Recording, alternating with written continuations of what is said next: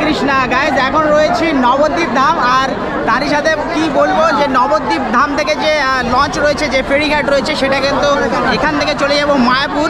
আর প্রচণ্ড ভিড় দেখতে পাচ্ছ, প্রচণ্ড। এইদিকে দেখো, হরে কৃষ্ণা গাইজ, এত ভিড়। আর যারা আসার জন্য ভাবছো এই সময়টাতে, আর যে দোল পূর্ণিমা রয়েছে, দোল পূর্ণিমায় বয়স্ক মানুষরা কিন্তু আসলে পরে যে এত ভিড়, এর মধ্যে কিন্তু তোমাদেরকে এইভাবে করে যেতে হবে।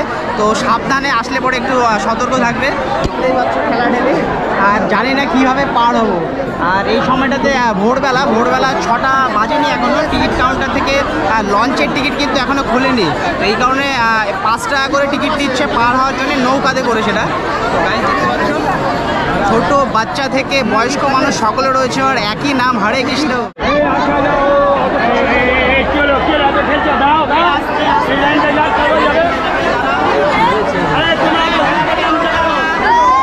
হরে কৃষ্ণ গাইজ,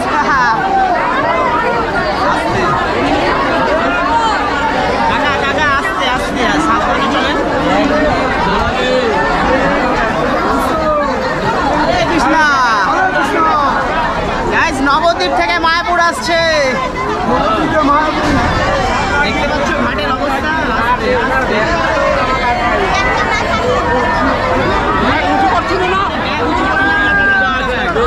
গাইজ, কাকা এর মধ্যে 2টো ব্যাগ নিয়ে নিছে টলি।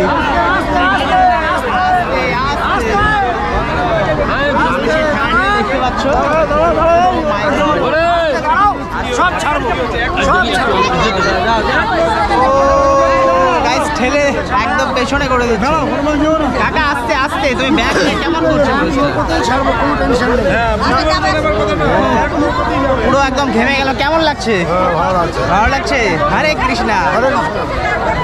কোথা থেকে এসছো? সুন্দরবন গাইজ, সুন্দরবন থেকে এসছে অনেক মানুষ রয়েছে, যারা বিভিন্ন জেলা থেকে, বিভিন্ন জায়গা থেকে, এমনকি দেশের বাইরে থেকেও আসে, অনেকে বাংলাদেশ থেকেও কিন্তু আসে। আর প্রচুর পুণ্যার্থী দেখতে পাচ্ছ।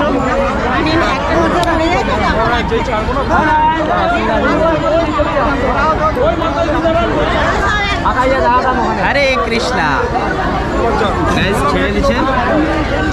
ওয়াও, ফাইনালি গেট থেকে বেরোলাম। আর দেখতে পাচ্ছ মায়াপুর যাইবার রাস্তা। হরে কৃষ্ণা, নবদ্বীপ ধাম গাইজ, প্রচুর মানুষ। আর এখান থেকে কিন্তু তোমাদের দেখাবো গঙ্গায় যে রয়েছে, অনেকে স্নান সেরে নিচ্ছে সকাল সকাল।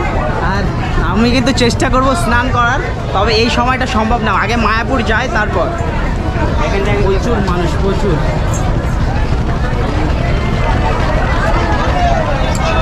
রাধে রাধে রাধে রাধে। এই দিক থেকে নৌকা সামনে আসছে, মায়াপুর ছাড়ছে গাইজ। এই সাইডটা থেকে মায়াপুর দেখতে পাচ্ছ।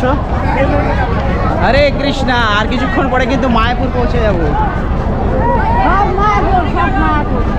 গাইজ, লোক দেখতে পাচ্ছ, এখনই ছেড়ে দেবে।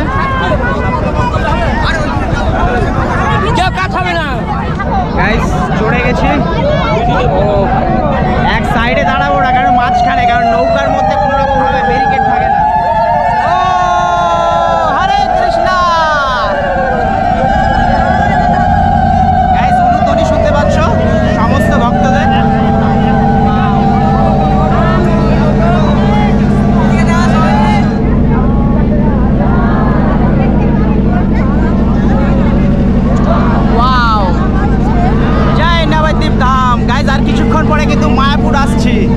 অসাধারণ জায়গা আর অসাধারণ অভিজ্ঞতা। আমি তো এর আগে এসেছি।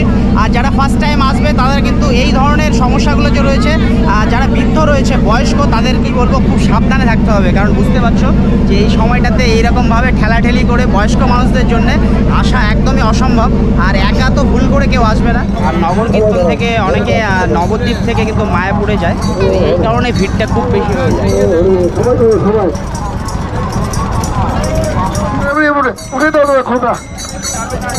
ফাইনালি কিন্তু ঘাটে চলে এসেছি। আর এবারে ঘাটে নামবো।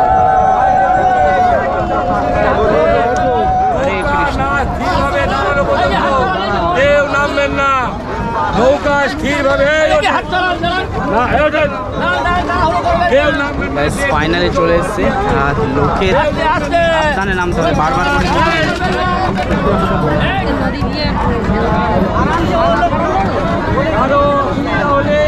দাঁড়িয়ে যাবেন, আমরা নামিয়ে দেবেন, কেউ তাড়াতাড়ি করবেন না, দাঁড়িয়ে থাকুন। এবার এখান থেকে সামনের দিকে নেমে যান। হরে কৃষ্ণা গাইস, ফাইনালে নিচের দিকে তাকাতে হবে। ও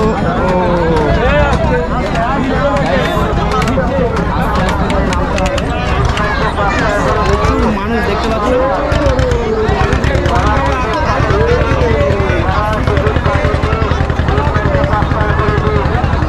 যাদের টিকিট আছে কোনো পয়সা লাগবে না। যারা টিকিট কাটেনি তাদের 5 টাকা করে দিতে বলছে গেটম্যানকে, আর আমি টিকিট কেটে এসেছি, 5 টাকা করে নেয়। তবে এই সময়টাতে অনেকে হয় কি যে টিকিট ভিড়ের মধ্যে যে কাউন্টারটা রয়েছে একটাই কাউন্টার, অনেকে নাও কাটতে পারে। গাইস এবার কিন্তু টিকিট চেকিং হচ্ছে, এই দাদা ভাইরা এখানে টিকিট চেক করছে।